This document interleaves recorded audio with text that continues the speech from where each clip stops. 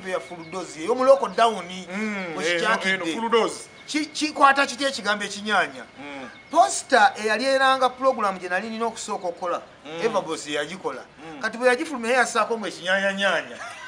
kati nekitambula ku social media bwe kityo kati ekigambo ekyo nekitukwata ku mutwe wiki namba olwa post Everboss yakola mu ekinyanyanyanya olwatuka ku set abaana batandika tuyingidde n'ekinyanya owaayi awo wenyini ekinyanyanyanya tu abasajja bagamba oli musajja nnyo wa kabirizi embizi oji oyitawo oluguudo oluyitako omudaala we batuna embizi siita ku mudaala gwa mbizi sigirinaako buzibu siina buzibu kwalunda mbizi agitema n'agirya oyingira full-dose eyo ogobya shiru ku full-dose kigambo ekyo nga kinene ogisa shiru ku full-dose yesonyiwa full-dose okyogedde bubi ekitobe kyali kakati shiru dije wakabi bamuleeta ku full-dose ng'ensonga emuleesezza kugiwa ntandikwa nnungi hype kubanga ye puroguramu yalwa mukaaga koona ne dije shiru bala ne bakuwulira kiyiga kyamaanyi munange nga baŋŋamba nti olwakasente bakwongeddemu mmeka bangamba bagenda kubba emitwalo 2 naye nga naye bagenda nfuna 15 egyenzikiza nga naye tegyaliyo munange nga baŋŋamba kale ffe tugenda zikuwa vaayo eyo bannange nadduka emisinde ewa maama kubanga maama yali atandise okuyomba nga ngamba naye olwo lediyo lwobeerako gyotafuna ssente mwana wange lwaki toyiye emirimu ng'olwo nayinina akalimo kange ke nali nkola buli bwe nzibiriza nnyolwa nnyo ne ŋŋamba kimpisa bubi okubanga saasoma ku masannyalaze nali njagala nnyo okubeera ow'amasannyalaze mpalampa omuti nsala abantu omasannyalaze owaayi olwo gabakuwa kya ssaawa za kiro nga toli buwoli kati simanyi Twenty King of NICC Warabi promotion. Yes, okuva kyebeze Star TV kugala ne Metro FM tubawo nga tubale nyimbe zizokubeza lunaku lwa Sunday. Nemugana Stickman Sudani kugata ne team endala ebaawo mu bima nga kwasaganya. Wali ku kigonda tubane Obliz Ruja tuba tutambuze mpola DJ Mugi Santos ali mu break ne MC Brand bajja kuba badda in a short while. So mumbere lunaku lwa ku channel yafe ne nkola video nyanyirize oba negata kubanga nyaliza muganda wange w'ekinyanya nyanya. Kyo erinya lyatudde bulungi oba awumpiseewo ali ntuumye sina kyakola naye n'aligaanirawo byonna bye muntuma byentwala suna bensawo buze kubagiriko n'abagyekumiddeko basiwa ne banywa mbalamusizaako amanya gange nze Suna Ben musajja munnamasaka kakati nebeera muno mu Kampala mwe najja okuba ekyeyo owaayi tutambulemu ng'omuganda abasajja b'e Masaka muli baganda bennyini tutambulemu awo Suna Ben awo leero nettidde awo obeero nettidde ebintu byemmanyimanyiko si bingi bitonotono manyi mumanya mannya gange kale manyi n'aga maama wange n'aga jjajjange era nze Suna Ben kitange ye omwami omugenzi Kayondo maama wange omukyala Namata Pluscovia jjajja wange bamuyitanga gafa ne mukyala we bamuyitanga ne Filomera Najjuka bombi bagenzi. So njatundire Suna Ben obulamu mu Masaka bwakutambulira bute nga tunajja Kampala so kutunulire Masaka eyo kyembuuza okusoma oyingira obugumizibwako kati nze nabugumizibwako ddala nno nennoga aliwo okubugumizibwako akatono n'otanoga naye nabugumizibwa n'okunoga nennoga nasoma nasale yange nagisomera mu Kimanya Primary School bayitangayo mu Kizungu ebiseera ebyo essomero lya Kimanya Primary School mu Masaka lya essomero erisinga ng'era abazadde abasomesezaayo abaana nga bayinamu ku kasente zibaddiwo kakati awo gye nasomera primary naye saamalako primary taata wange n'afa nga ndi mu P3 yali kyenda mu esatu baite kakati bwafa nga ndi mu P3 maama wange kati yesobola bulungi nnyo nga n'alabanga sente wali Kazende boy yabadde asinga okuvujjirira akasente ak'amaanyi akangi kati n'asalawo ne bagamba nti kabankyusiza essomero ne bantwala mu ssomero ddala bayita Kijawe Primary School kijja bweni kati mu Kijawe Primary School eyo gye namalira P7 mala P7 ne maama wange n'afuna ekiteeso ekyo nga sente zimutabuseeko ebyaddala ng'amaanyi ga maama wange okumpeerera gakomawo P7 ye nga maama ne bikomaawo yatetenkanyako ko n'agamba nti no antwaleko mu tekiniko wakati mu kunyigiriza okw'amaanyi ennyo nga omanyi omuzadde ayiiya n'anyigiriza nnyo n'agamba omwana no kamutwale mu tekiniko kakati nga ye ayagala n'anoonyanoonya ekirimo limaawo ng'omwana kyayinza okukolakola ekyamangu nagamba ngende mbwa makanika suna beni akanike nyambala ovulo kwate magundi nga gundi bazambu numbe spana bicholo nantu ala kasomera abakayitanga Masaka Vocational Institute kali kasomesa ebintu ebyemikono byamasegundi ebyamasanyi electro engineering carpentry and bricklaying and concrete practice obimanyi kana waitamu kana waibira nziulira je consequence bricklaying and carpentry so njaka tutesuna ben oveyo tambula secondary wani ayiriba ani ateka mo bengo kikuba secondary ingira secondary kati secondary mtuka munange mama wange agezako kumperera ebyegundi ebintu ebyo nga sibyagala mutima wange nakamu nga sengombye ko lunaku nalumu sacha ako lunaku nga njagala okubeera makanika nenga mama wange angamba tulina mulimo gwa mutwe gwogenda kola mulimo gwa mutwe mulungi agimpanidde ne bwava kuno n'ogenda embalala era osigala okola bukozi otandikirawo bizinesi yo otambula nayo mwana wange oba makanika genda ojja bwagala nga ngendayo nga nsoma bintu nga mbikwata mu thiyole wano nga natandise bikusomera n'okubiwandika ku lupapula nga mbeera w'amaanyi naye nga nomukuteekako omukono nga mpulira mbyeganya naye ate era sente gye zaabulira eyo mama wakati mu kunyigiriza okungi era sente zamubula nezigaana kati sente bwe zigaana mama ne mutunulira nga talina pulaani eddako ng'alimba nga mulaba talina pulaani bya nnimba kakati netandika okweyiribira ng'omwana ntandika okuyiribwa ng'omwana waliwo omusajja bamuyita Abedi yali mukwano gwa taata wange Abedi n'aŋŋamba nti nno jangu nkuwa ekidirisa ku saluuni yange otandike okutundirawo teepu. Taata wange yali yalina disco gye yaleka ngera aliwo omwami agituddukanyizaako bamuyita Nyanzi. Mwami Nyanzi yatuyamba nnyo nnyo yasigala nga atuweerera mpaka bwe natuuka mu P7. Mwami Nyanzi yatuuka ekiseera nga naye yagala kukwasaganya ebintu bye ebyuma n'abituddiza. N'agamba maama nti ebyuma biibyo njagala kweyongera okukola mirimu gyange. Ku byuma ebyo kwe twatoola obuzindaalo obutonotono bwe twassa ku kidirisa ekyo ne ntandika okusubula teepu nga nina teepu zange ziringa 16. Olwo mwaka kyogufuna beni nga kati awo kati Mukama Katonda w'eggulu n'ensi ngamu biri yali biri gumu embeera yaliwo biri gumu otandika okusubula teepu ntandika okuyiriba obuteepu mwatu nga ndi kaana kato nga nange mutuufu neraba nakafaananya akapositingako lumu nga ndi ku buteepu bwange nakagwako ne buli yakalaba yaffe ekitiibwa kakati nga mbutandika obuyiriba musajja nanjigiriza bakola bizinesi ng'oli ajja asobola okujja nambuuza nti teepu eno ogiyina nemuga giyina kumbe teriiwo namubuuza nti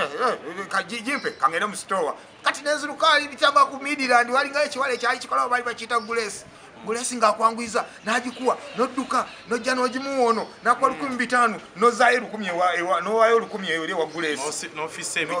ebitaano kati awo wenkola ki wentandikira okuyiribira kakati ebidongo n'okutandika ebidongo mbiyingirira mu mbeera eyo olw'ensonga nti no nagenda nembeera nnyo mu layini y'abadongo nga buteeputeepu kati Abedi yali mukwano gw'abasajja b'ebidisiko nga bajjajjawaawo w'ebityawo kati nengenda ntandika okwesibaasiba ku basajja ab'ebidongo nga mbeesibako ogenda babagenda agambagamba nange muntwale nga ndi kakidi nnyo nyambala na bulugabire nange muntwale nga abamu bagaana abalala nga bakkiriza nga ngenda nga bakuba ebidongo n'okusitula emizindalo nga sigisobola nga naye mbeesibako ojasi nga bagamba kano katooto gataata wange yalina disco nga omusajja w'amaanyi kati nga bamanyi kano katawandika akayondo mukaleke katandika akayondo kati nzija njigira eyo okukuba emikolo mu butanwa kubanga nze teepu nazibeerangamu nga mmanyi selection nyimba nga mbeera mu nyimba manya teepu enaafuluma balanganga enyimba ku gundi ku Radio Uganda ne CBS Radio Uganda anafuka UBC ne CBS ebiseera ebyo yali yakatandikiriza okuyingirawo yali eyingiddewo nga bagenda nga era balanga nti nno Fred Sebatta ku Monday agenda kufulumya tepu ya nabo wanukatula tosiba oluji era muzisaga madukano amanga kuke ere musibanye wagundi walicha wagundi munyendo mumidira ndi muchikuwo era katinga mumanya nti nakusomezi wezi waliwo tepu empye genda okufuluma nabera nyo mu music ne mutegeera nengenda njigo kuba omukolo nga wano okuyingiza abagole kuno bwabavudde ekyanda mukaka kayimba katako kamwe kati session eyo abadongo bo bakitegeera wabeerawo omwana nga kaliba kabagamba omwana oyo akuba omukolo omwana awomya omukolo kati nengenda mpomya omukolo bannange era nga bantwala abadongo kabaje bangamba mutali wa Kayondo kiwanyi genda kusoma mwezi kitulina embaka gye tugendako ojja kujja otukubira omukolo ngandikaana kato kati nga sina disco ntuufu gye nkolako naye nga nina buteepu wange bulinga 8 buteeka mu kaveera bwe muti naye nga kwe kubeera endongo yonna gyosakata gyensabula so kakati nyingira mu system eyo kakati nzirayo ddi okusoma neyongereyo nve mu buteepu bwange waliwo ekibiina bakiyita Drum Beat of Uganda kaba olaba nde troupe olaba kika troupe Kalicho Entertainment Group abazina amazina gonna okwetoola eggwanga kane Drum Beat bwetyo bwe yali Drum Beat eyo maama wange yali member bamu ku bakadde baamu abakyala abakulu kubanga yali ezannya emizannyo n'amazina naye nga mulimu abaana abato sayizi ezina amazina n'abakulu bano abaali bagikubya ne maama wange yali omu ku kakiiko nabo nga bazannya mizannyo okusinga kati lumu maama yali agenda mu rehearsals mu training zaabwe ne mwesibako ne ngenda naye naye ndaba ebintu bye baakolanga nga binyumira ng'ate nzijukira mu primary naliko kwaya master nga nyigira mu Drum Beat natandika mpola nga ngenda njiga saayanguwa kuyiga mangu bintu ebyo watwala akadde naye emyaka wejagenda okwerera ebiri nga maze okufuuka kaliba ng'ebivuga byonna mbimanyi okuvira ddala ku ngoma amadinda dungu endingidi byonna nga nsobola bikola amazina gonna nga ngamanyi bakisimba nakasa muwogola embalu bagayitanga mwaga ekitagururo olunyege entogolo byonna byonna nga nsobola bikola era nakati nkyabimanyi ebimu ku bintu ebifudde ow'enjawulo nkuba ebivuga nebikubirawo nebiteetagisiza naye ate nebijjirawo kugamba oteekamu ekirungo owomesa tondabanga ku TV nga nsabulendongo nenkwiramu amadinda ebyo mbiyigira mu Drum Beat awo mu Drum Beat wenjigira ebivuga ebyo nembikugukamu lunaku lumu Master Pada mbuuza awulira muli nga kimukutteko mu mutima kubanga najjanga mu Drum Beat nenkola ne shows netugenda nenzira mu buteepu bwange kati lumu ajja mpita kubanga abaana bonna abaweereranga abakolanga natuuka nembeera nga ndi omu kwabo abaana ab'amaanyi abakola show noganga bwembulawo bamanya nti so nataliiwo waliwo ekibulabulamu omusajja nampita nga asuuna nti wangi kiki kyowulira kyensobola okukukolera kubanga banno basoma ate gwe kusoma amala mu butuufu nga nkulungudde emyaka gyange ng'ena ng'ebyokusoma nabivamu ndikaana kamu kitoomo nga nina bulugabire bwange bwensabula ndyawo enviiri zensanga zensala kubanga ewabeeri awo wabeerangawo saluuni ng'oteekawo buteesi mutekyaliwo n'asala sitayiro gyoyagala era naiteekamu ebikubo n'osala n'okyagamba nga ndyawo ndi badimani olwo tutunuulire Suna Ben awo wonna oyiseewo abantu bayisizaawo wansi emasaka eyo olugendo lutambula luti oyinye ku rediyo y'ebuddu nyirye ku rediyo y'ebuddu kakati kanvunjage mpitewo mangu wano ntuuke ku gundi awo ntuuke ku rediyo ya gundi y'okukola ku rediyo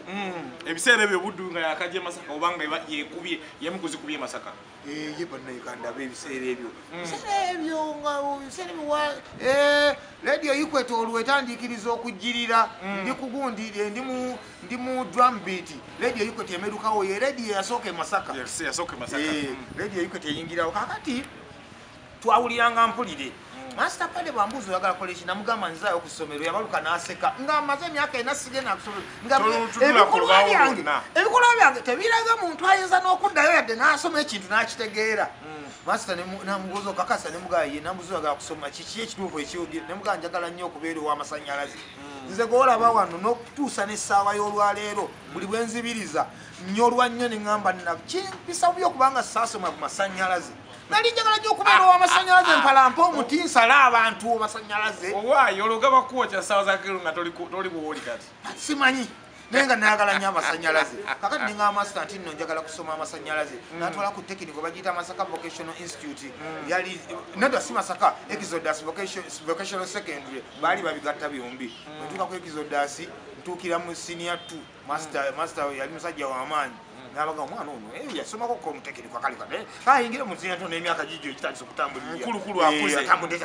nga nyingira senior 2 natandika kusabula mbaga kama Katonda ng'ayamba nasoma bulungi nasawo nnyo mu endivisinga era ngenda okutuuka eyo ebyamasanyalaze nga baali balimba kosi tebagirina neŋŋamba naye kandeereyo kasita ndi ku ssomero n'ensoma secondary nembeerayo kakati drum beat yali amaanyi gajja ne gagiyitira netugenda ne Bulaaya kati trip ye Sweden egenda ejja nga tulina okugenda e Sweden okuperforminga ndi mu senior 3 kakati tugenda e Sweden tugenda okudda nsanga abaana be nali nawo mu senior 3 bayise bagenze mu senior 4 nesooka ntya kusomera nentangala bwenti abaana bankuŋŋanjeko munafu ava bweru kati ebana bimbuuza kakati Buladi ogenda mu kirasi kyo oddayo mu 3 oba oyingira nya baga nyingira nya nalo nga nyingira nya nga nsomera olunaku olwasooka olwokubiri olwokusatu mba ntudde emabega nteredde mu lunaku olwokusatu waliyo masa twalira mukazi ako masita bigoli nga ajja mu kirasi gagamba excuse me sir ngagamba omusomesa agira there is someone here who is supposed to be in senior 3 nengamba omusomesa nekuwatwa nenzika no who is that one where is Suna Ben ebyana byonna nebinyola yali binjagala nenvaayo yayamusa go to senior 2 simaziri nenkwata obutabo bwange nenzikiriza nensooka ntuula emabega mu senior 3 nga ndaba basijjamu abaana bantunuulira lwebwe lunaku lwenakuma okusomera ku Exodus nenkita bwenkyusa essomero nengenda kusomera eddala bayita Stella Malisi lyali lyanjagala dda nga lyagala nnyo abaana balina talents abaana balina talents kati nengenda ne bampa basali bwenkyusa essomero kyanyiza master pade eyali ampeerera eno omwana ayewagudde biki kati nayagala netonde nkoleki tandisa ebintu byokuwaganyalawaganyalamu mwana bivaamu ngamba kasita nsoma yenze wakyali wange bamuyita Sentongo Jamiru yamansako ne ku ssente wano mu Kampala wano Jamiru Sentongo alina akayumba keke yali asoma mu tawuni awo nga kabi bakajamufalisa na kikeesi nengenda Jamiru ne mugamba njagala kusulako naye wano Jamiru bambi teyali mubi nakkiriza obuddamu nembeera ne Jamiru kyali wange bambi nabeera naye akaseera katono bwenvaawo bwengenda ku Stella Malisi bwensoma kati nabeera naye omwezi gumu olwo amasapada akyakuweera ku Stella Malisi yasirika nandeka alabe ekiki ekiddako nzizaako ki yasirika kakati nze nengenda mu maaso n'okusoma naye nga nva wagundi okusoma kayingo kwakuyiriba nnyo Katonda yayamba Mukama n'ayamba kakati nvaawo nkusoma kutandi kati mbeera ne Jamiru akaseera ka mwezi gumu Jamiru anyingiza kaliyoki kubanza obulamu bwange bwonna obusinga bwonna nabumala mu kaliyoki era kaliyoki alina kyeyanyongerako kinene nnyo drum beat ne kaliyoki byanyamba nnyo ku kino kyendi olwaleero kakati nga Jamiru anyingiza kaliyoki alina gurupu ya kaliyoki gyayimwe bagiyitanga Idols Jamiru lumunga ngamba mbomperekeraako balina shop ayiwe teekaawe nga ngenda Jamiru bakugira abayimba abamanyi omukwano omwebale basomanyi bino ebintu bya Jamiru bino byakola sibisobola ate nga kye nali nsinga okumanya ze nnyimba kubanga nazibeera mu teepu nga mumanyi natudda ku teepu teepu efulumye nga mugiyimbisa wiiki nga namba n'ogikwata mu mutwe wetuuka okuggwerako ng'ennyimba zonna eziriko ozimanyi kati Jamiru mulaba beemonkola ku stage ngamba Jamiru mumpeewe nange akayimba Jamiru mukama waffe nga mukambwe waliwo akawala bakayitanga Pia kekaali kakulya mukama waffe nga mukambwe kangende mubuuliemu Jamiru nga mubuuliramu nga bamugamba ayagala luyimba ki nga ngamba tukwegomba bangi olwamisa kisewakula kati nga bagamba wano waliwo aluyimba kijja kusaboka waliwo aluyimba nengenda nemugamba genda obuuza omulenzi aluyimba nti alubamu eyo luli lwatagenda kuyimba naŋŋamba nti ekituwasisa abakazi bingi lwatagenda kuyimba katepu kaali kapyanga buli omu ayagala ennyimba ze baagala naye nga nkwata luli nga ngenda ku stage waliwo akawala bakayita Marion nga ngamba njagala kati nze bemba nnyimba kati onegayirire nteekamu olwo ati w'omuddamu biiti mbeera nga negayira teekamu kakatemba ako kasuulamu akatinitini ako tuyingidde ku stage tugize bakubye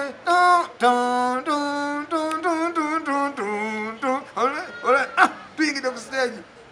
naina kayimba olayini nga 3 nya balabe ku action n'okwekyanga endulu tevuze abakufuwa olwo baweze wakati banavayo batandikirawo kakati mukujja mu mmotoka nga Jamiru andeetereza obuwala mwalimu obuwala nga bweyombya era Jamiru fasagala bintu byakuteetera abantu kakati biki bwajja bweyombya botandise okulyawo ekifo kyabwe bugenda okulengera nga nekyanga ku stage ni bannange bwafuuka bukyali bwange bukyali bwange kakati munange nyingira kaliyoki bwentyo batandika okugamba Jamiru leeta mukwano gwoli nyingirire ddala mu idols kati nfuse memba nga buli weekend bampa omutwalo gumu mu 12,000 mu idols kubanga balina shows bakolanga mu bifo ebyenjawulo nga beetoloola neŋŋuma neŋŋenda nempangisa akazibu okuweera okkambu okulira n'essomero lyaffe emyokubeera nga ntiddiga olugendo oluwanvu akayumba kange ako kaali kasirinya 4,000 mwali mugyamu keesi yange nakafaliso kwopowa nebaafu n'ekidomola terevu nanyumyanga naawe nenyingire wange kati twalina obuzibu wa Jamiru gye nasulanga landiroad yali ambanja emyezi nga 6 kakati nga tubeera tusala ekikuba landiroad tumwekweka ayina oluggi lwa Jamiru lwali lulungi naye nga lubi lwalimu omwaganya bwe guti kati nga bw'obeera munda n'olingiza bwoti omanya ali ebweru akonkona gw'osalawo oba mwoli oba toliimu naye omala mulaawo gira ati era mwebuuza ani oyo tukwaniriza nnyo okuba nti okomyewo tukyali ku mbewo zaffe zino eza nakunywedde ku lunaku lwasatu tuba tubala ennyimba esinza okubeeza kabi banemukanange Stickman mu Sudaani yes ku 9:8 Metro FM tubawo nga tubala ennyimba esinza okubeeza kabi ne ku channel yaffe nga streaming live tukomyewo Suna Ben tuyita mu lugendo okuba nti ovuddeyo eri akayumba k'omutwalo kw'10,000 kavuddeyo otandise okuba nti ozuba radio ejetya radio eyingirawo eti lunaku lumu mbamaze okukaza kaliyoki ndina kaliyoki yampeerera mpaka okuva mu senior 3 senior 4 senior 5 senior 6 nemala mukaaga certificate yange ya senior 4 ne ya senior 6 nazijja mu kaliyoki era nziwa ekitiibwa zava mu bibaala mwe nayiribiranga mu kwesiiga evu bino bye bagaana abazadde abaana okuba endongo bwendongo yakusomesa nze mwe najja ekiguli amagala eddiba kati mba mmaze tuli mu vaka ya senior 6 nsigala nkola kaliyoki wange mukafu bakayitanga Tropicana mba ndi ku kisiteegi nkola maze okukola eddaluuli yange mba nkutte engoye zange buhanga nfuluma nsanga omusajja bamuyita Dickson Sengonzi mugenzi yafa yakolanga ku radio nga bagita radio Equator omugenzi Dickson Sengonzi ampita nga wasuna jangu nzize ambuuziza nti oli otya gyekisebo osobola okukola ku radio ne mugamba sisobola kukola ku radio nangamba nti osobola zene kanjala kubeera wa masanyalaze agala kanika chali mu bulungu ebirozo kyecho kanika ndi wa masanyalaze nga ne uli ndi wa masanyalaze nangamba nti nno kati olabye badde okola ku stage awo mukuto muzinda waine emivule ne mutandika okwogera ne byo tuseka n'omuntu abakuuliza wobyogera ku radio naye aseka awo bava ne batandika okwagala omuntu nangamba nti nze nkulengera mu element ya radio yangu tugendo twali wale tukipanga ko notandika nokola nemuka mwami Dickson radio kale radio njagala naye mbuli bwe nepima mu ekisoka nalikana kato nze ngandabira ddala nti omuntu okola ku radio oyina okusoka okufuuka omusajja omukulu kale radio najagalanga naye nga ndaba emyaka gyange nkyaji nyoma nga ngamba nti kamala okugira nga masoma amasannyalaze gye nja okukulira tuga ku mutendera okukola ku radio Dickson nanga kale jangu ku radio ku lwokusatu nyongera okunyonyola munnaye nga ngenda ku radio Equator tuka ku radio Equator nasanga Dickson ali mu program yakolanga morning show bagitanga Mukeeze nga ntuukawo nsanga mukyala mitana Kirya Ruth yali akola ku reception nga mugamba nnyabo gye balenjaga kulaba ku Dickson nga ngamba kali kangene mu studio mugambe nga nsigalawo nga ntudde ku kitebe Dickson yajja ayogera ku simu teyanyega nyankubira kuyizika jambo nampitako n'abako ofisi yayingira ofisi eyo yali ya manager namala eddakiika nga 5 n'akomawo ng'ayanguwa okusanga ebiri mu studio yaŋŋamba kigambo kimu nti yingiraawo n'agenda ngamba nyingirewo wa manager tuuka nsangamu essajja kugamba ng'omuzannyo yagusetinze nsangamu essajja litedde yebalese bakuyitaani Suna Ben kituufu oli creative osobola okukola ku leediyo kweganga kitegeeza omusajja yanjogereddeyo dde ebigambo yayeewodde omubiri Dickson mukama mumuze emirembe bannange nga ŋŋambu ngamba nti yesebo nsobola nga osobola pulogulamu kiko nze mbuza nnyimba nga nebyenjogera sibitegeera mbuza nnyimba nga n'ebidiyo nga newankwadde naye nabikubako naye nga mpulira sigwanidde kakati nga kale bw'obanga osobola pulogulamu z'ennyimba ojja kudda ku Lwokutaano mukolemuko ne musajja bamuyita DJ Nsamba oyo yanaatubuulira gwe tujja okuwulirirako nze bantestingira ku mpewo tebantestingira bbali screen test yo oba voice test ali ku mpewo kwennyini Lwokutaano ennaku mwe zitala Olwokutaano nga lutuuka nange bangamba kutuuka ssaawa 3 naye nakeera 12 nali mutaka bandi awo nga akasajja kakyotala kajja ne bangamba DJ Nsamba kati nga DJ Nsamba nga waliwo omusajja amuta Julius nga mugamba manager yagambye ogenda kukola n'ono omwana alina kyayagala okuwulira ko Nsamba nsanyusa okulaba banaye mukama yankola bulungi DJ Nsamba nkulamusizaako muganda wange akyaliyo yali musajja mulamu musajja mukyotala amanyi bulungi Oluganda naye nga akyabiri mu bino ebyendongo yadda mu keeki akola keeki eyo mikolo weebityo so njaga tukube Equator eyo omaze ogikuba okakasiza Equator ngiyingidde nsabudde embaga ekutte Buddu eno eyingira ddi kati wemala okusabula embaga akaleediyo ka Equator kaali katono nga leediyo Buddu nnene naye nga obudde bwemba nkola alalalala nga obulimi bonna babukyusa Equator Buddu ewulire egamba naye yani atukyunye ennyo bwotyo bagamba akavubuka kaveeyo nga ndi lusiwufu obusente bw'okuyikweeta tewali kuyikweeta tewali sente sigivumirira naye nungi nnyo gyendi batandika olugendo tewaliyo kasente naye nga waali walungi mukama weebali kuba nakolerayo newampa omusingi mukama weebali maneja kisankusaamu ekitiibwa weebali okumpa omulimu kuyikweeta kakati bampita bantwala ku Buddu mwami yawe Habert Kabanda maneja wabukedde olwaleero yali pulogulamu ze maneja w'oku Buddu kugamba yasika kintu kye kukijje n'aleeta kagamba mwana ono nga agize nnyo nga bantumya nga nzike oli otya ofuna sente meka kuyikweeta naseka nenjiyayawo sente ziyinza okuba nga ziweebwa omusajja neŋŋamba bampayo 15 naye nga tewali yadde ebibiri wali lubeera kulwa Katonda nansiye kuyiyiza obulamu kati baŋŋamba kale njagala kuleeta wano ku Buddu otuzanyireko omuzannyo gwe bayita agafe ebubebbere kakati waliwo omusajja yali avuddeyo baali bamuyita Ndawula ng'avuddekoko ku Buddu awo kakati abasajja bansipootinga nti nsobola n'okuzannya bikatemba kuba bandabanga ku siteegi za kaliyoki nga nzannya obuzannyo n'obuyimba bwayimba nga bakwegayirire butereevu nnyo kakati munnange embeera emala okubeera bwetyo nga baŋŋamba kati nno ffe wano tugenda kwongera mu kasente olina byogenda kufuna bingi olw'ensonga eno leediyo nnene etuuka n'e Kampala bannanga n'ekigambo leediyo okutuuka e Kampala kitiisa omutima gukola twa leediyo etuuka e Kampala yali etuuka ebiseera ebyo ng'oyogera n'e Kampala ne bakuwulira kiyiga kyamaanyi munnange nga baŋŋamba nti olwakasente bakwongeddemu mmeka baŋŋamba bagenda kumpa emitwalo 2 naye nga naye bagenda nfuna 15 egyenzikiza nga naye tegyaliyo munnange nga baŋŋamba kale ffe tugenda zikuwa vaayo eyo bannange nga nadduka emisinde ewa maama kubanga maama yali atandise okuyomba nga ŋamba naye olwo leediyo lwobeerako gyotafuna sente mwana wange lwaki toyiye emirimu ng'olwo nali nina akalimo kange nali nkola kwayiwa etteekaawe bwe namala vaka senior 6 kwayiwa etteekaawe nakolerangayo kaliyoki omukyala bamuyita madamu Betty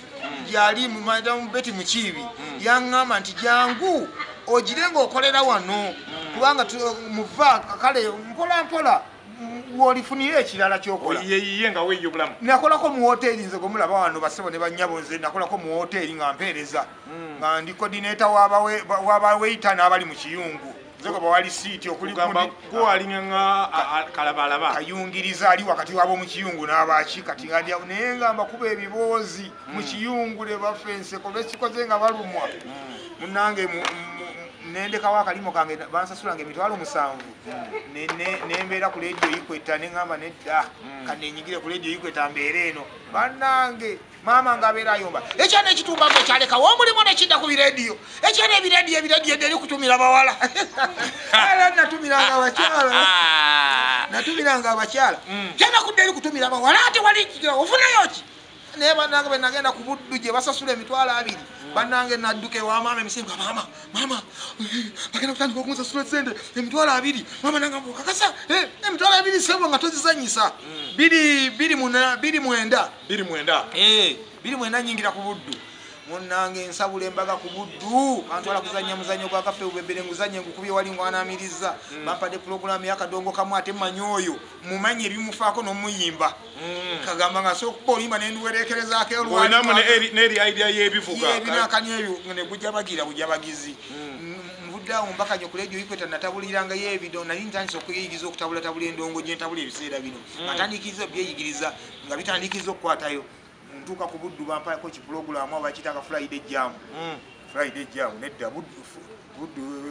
kyabanga lwakutaano kyerabidde kakati nga nsabula ki pulogulaamu nga nkinyikiza ng'omuziki tegukwata masaka nga sigiyuguumya masaka nga nga ekwata njaka tutunulire ebiseera ebyo mukwata gwe ne muganda wange Tony Mbazira musinkana ddi Mbazira twasinkana mu karaoke nze Mbazira twakola mu karaoke nze Mbazira tufaanaganya obulamu njagala tubuuza awo wennyini ki ekibafaananya eddoboozi gwe ne Mbazira nze ne Mbazira ova ku buddu ne Tony Mbazira bamugoba kati nze ne Mbazira twasinkana netugenda tufuka bamukwano nnyo twagenda okwesanga nga characters ezisinga tuzifaanaganya ne betwagala nga bifaanagana byayongera okutugatta ennyo Suna Ben ow'ensasagge tukomye omukomawo tubale tumaliza Tony Mbazira abantu babalaga mufana ki ekikujja ku buddu bakutwala kujjayo banawe bakugoba ku buddu tebangobayo mugobe buddu nasiibula bulungi nga bamaze okumpita ku bukedde bampita ku bukedde naye basiibula bulungi nnyo mu bitiibwa nenyingira Kampala olwo ani akuleeta ku bukedde ndeeta ku bukedde mwami Walugembe Moses ono omusomi w'amawulire mwami Walugembe Moses yateekamu amaanyi yeyansemba ng'alabyewo gaapu nansemba bayagalanga nnyo okukozesa abaana b'omu Kampala muno naye n'agamba twali ku buddu naye twalekayo omwana bw'ati naye nga yali akola bulungi mwami Kabanda n'agamba kituufu naye nga mwami Walugembe olutalo yalutandika ndyoka nyingira Kampala buzibu bwe nasanga mu kuyingira Kampala lwe bampita e Kampala lwe manya nti nno nali siinayo omuntu wange n'omu Kampala nti bulijjo oli mu kyalo naye nga weefumba tolina wadde anti towadde anko kubanga naye nnoonya we nnina okusooka okusula obunakunaku obwasooka nga siinaawo ngamba bulijjo siina muntu wange Kampala inebanna era nze waffe enze ali e Kampala yekka okujjako ne bannange be naleeta kubanza okuva enaddi e Kampala nakaleeta abaana 7 e Kampala bonna abakola emirimu gyabwe bali bulungi kabanga akatono okwagaliza kirimu gwe omusaayi nali sinawaako nawe ndi naye nokuleeta baganda bange nepapalika nendeetayo kyali wange yasooka Sebwato Julius netusula kafaiso kaffe nga tugoja maka ababiri kyobola abavuma abantu gwesuna temumumanyi twasula kafaiso olwotandika nasyoti ku mbuutikizi bandeeta nkola program bagita gearbox yabeerangawo kiro nga nkola nga nyingira mu ssaawa 4 nenyiganyiga ennyimba mpaka ku makya nga tusula okwo nga abantu bateesa basaba ennyimba biki nga mpisa abantu mu kiro so kati nakolayo akabanga katono ne banteeka mu pulogulaamu ya bukedde butya olwo mwali musangiddwa mulimu omukyala nva nnungi nga mulimu mwami Kayibanda ne Henriko Kabanda nga mwebali kati bwakera ku makya ne baŋŋamba nti nyingira mu pulogulaamu eyo bano tubajjeemu tugenda bassa ewalala nenzija n'okitandika hype ya bukedde embuutikizaawo hype girawa shoti gye wasinga okukola shoje nasinga okukola ekibuga nempulya nga olunaku lwe bankwasa pulogulaamu y'ekikiri eyo gyenkola ku lw'omukaaga ku bukedde yeyo pulogulaamu eyakyusa obulamu bwange pulogulaamu y'ekikiri eyo najja ne kontenti omupya eyali tali Kampala kale nga abannakampala baali bamumanyiiko naye nga bamuzalawa simanyi oba ekyamuzalayizanga nga be baali basooka okuwulira nga babikola tebyabanyumiranga simanyi naye nga kyoba omanya nti nno najja n'enkuba y'endongo eya Linux abantu gye baazala wanga nze nennemezako ekigende ngamba nze buli radio gye nnyola buli muntu akuba bwati bakuba bifaanagana nze kanzijeko n'ekyanga ekyenjawulo kati nga nkuba oluyimba nenwerekerezako ekigoma kati bwe najja e Kampala nze Masaka era be twali tutabulira ku radio nga Masaka tugikubye tugifukamiza naye nga tulimu akatimu akagamba nti bino ebintu bino birabika by'e Masaka kati bwe nnyingira e Kampala wano bampa pulogulaamu y'ekikiri eyo ntabudde ekikiri nga nkuba endongo nange tibuli mu bigoma Saturday mweyiseewo ne Saturday endala ngikubye nkubye oli gino kati Saturday eyokusatu mba nkuba endongo lumu emmandu enninnya ngamba naye lwaki sigezaamuko ku kigoma nkijjeeyo mba nkuba oluyimba nenkituuzaamu ju ebyere kubasimu kyekyo jajja tukuwulira kati awo otandise nga eno waliwo n'abawagira ebintu bino ozze ku mirandira nenzira ku mulandira nenkuba endongo ya Linux abantu ne batandika balina omwana gwe balese kubukedde baawa yeefumulo abaana b'e Masaka bannange naye ekyannyamba ekyantaasa ku bantu byebivulu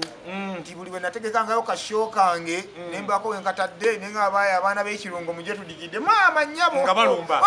nga wabooga ne basigala ebweru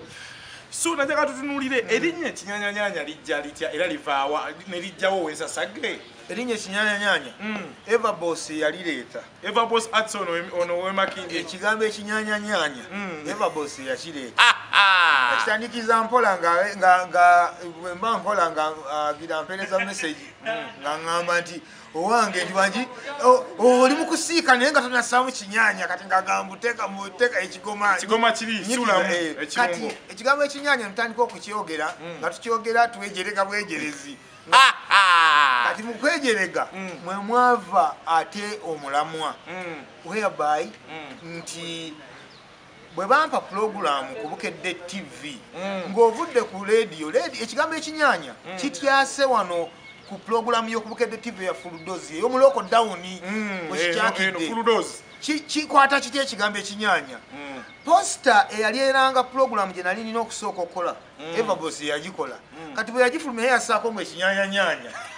kati nekitambula ku social media bwe kityo kati ekigambo ekyo nekitukwata ku mutwe w'ekinamba olwa post Everboss yakola mu ekinyanyanyanya olwatuuka ku seeti abaana batandika tuyingidde n'ekinyanya owaayi awo wenyini ekinyanyanyanya etyo abasajja bagamba oli musajja nnyo wa kabirizi embizi oyitawo oluguudo oluyitako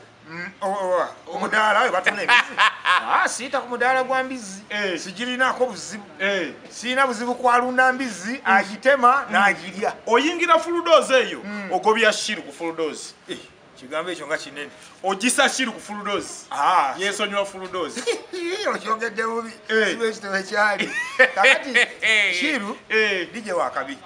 bamuleeta ku Fulldozi ng'ensonga emuleesezza kugiwa ntandikwa nnungi hype kubanga ye pulogulaamu ya lwa mukaaga koona ne DJ Shiru bagita batya kituufu koona ne DJ Shiru kakati gundi eyo bamuleetanga omusajja ow'amaanyi agiwa omusingi omulungi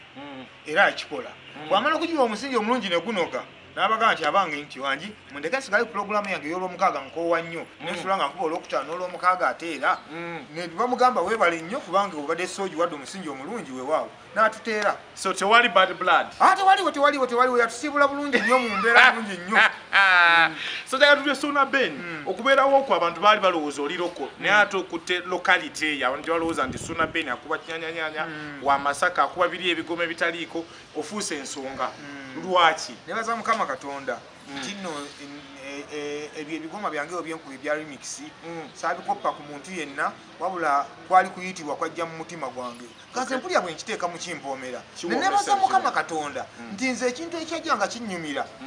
nayambibwa Mukama nampa abagobereza abalala nabo nekigenda kibawoomera kale yembeera eyo Mukama Katonda gye yanyambira siyinza kugamba nti nina sayansi yenna oba ki yenasaamu naye ekisa kya Mukama Katonda ye yateeka omukisa mu kintu kyange nekikwata nekiyitira waawo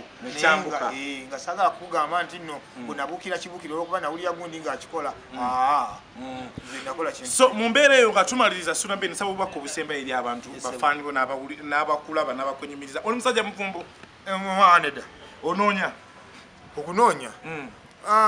sina ne bwenjagala okuwasa kawungeezi nedda ni musajja w'amaanyi ne bwenjagala okuwasa kawungeezi k'olwaleero bayingira nsobola okuwasa oyita kubanoonya wali ne kiggwa sinawo kubeera mweteefuteefu kukola kikuwasa kubanga nkyalina ebintu bye nina okukola bingi nnyo saagala ate ebibuuzo by'abakyala ovaawa kalaki sirina byagala basobo ne bannyabo yenze Suuna Beni nava Masaka nenzija kuno ndi mupakasi siina kyendi nga bondaba bwenti bwendi mpala enywera muguwa mwebala okumpagirira mu mbeera nge byonna gye nagiramu ne munjagala nnyo ebitagambika ne munsoosowaza ne mundaga nti nno ndi musajja w'amaanyi yenze omusajja akyasoose bukyangale nsi y'abadijja ebaawo akyasoose okujjuza ekisaawe nga baze kulaba nze nzekka omu n'olwensonga eyo neebaza akantu ako ekintu ekyo kye mwankolera kyannyamba nnyo okunjawula nali siina kye nnyinza kugamba badijje baakuno abaana be nasanga nga bakuba ekkololo ng'akubira abantu 35 mu bbaala y'ekkololo n'ayogera ebigambo ebiyitirivu ennyo nali siina kye nja kwogera naye mwantaasa mwebalire ddala banywanyi siina kye ndibawa mbaagala nnyo abanywanyi mwebale. Suuna Beni olina social media handles? Njina taata. Okozesa mannya ki? Suuna Beni ow'ensasagge. Wonna? Wonna. YouTube gy'oli? Ewaawo. Facebook gy'oli? Ewaawo. Twitter gy'oli? Gyendi. WeChat gy'oli? Instagram? Ku Instagram gyendi. WeChat gy'oli? Sigimanyi. Okay, njagala okwebaza kituka kyekumireko. Of course, Icon Producer, Game Changer 2020, King of Analysis, Rupi. Yes, muganda wange Larger Ponios of Stickman Sudani. Nengadeko ne omuzibu. Team Edrisa Msuza Kenza badde wano ku set. Muganda wange amanyikidde nga Rwaga Piper. Banange tagenda. Nenga ekintu kya Kenza njagala okigeremu ekinyanyanya. Tugenda okuva mu baana bana aba people power beyeyokeza bano. Ngoba mazi. Piper agenda ne balamya akayimba ka pandemic. Bakuba lumunga lwa gwanga tebadda. Okay, thank you so much. Kadwa tulemeti tuanze okubanga mbaddeko.